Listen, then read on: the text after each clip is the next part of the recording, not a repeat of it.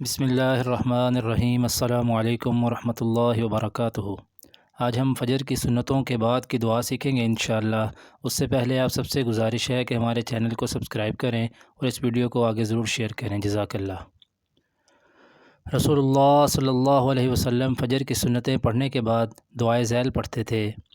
اللہم اجعل فی قلبی نورا وفی بصری نورا وفی سمعی نورا وعن یمینی نورا وعن یساری نورا وامامی نورا وخلفی نورا واجعل لی نورا وفی لسانی نورا وعصبی نورا ولحمی نورا ودمی نورا وشعری نورا وبشری نورا واجعل فی نفسی نورا واعظم لی نورا اللہم اعطنی نورا۔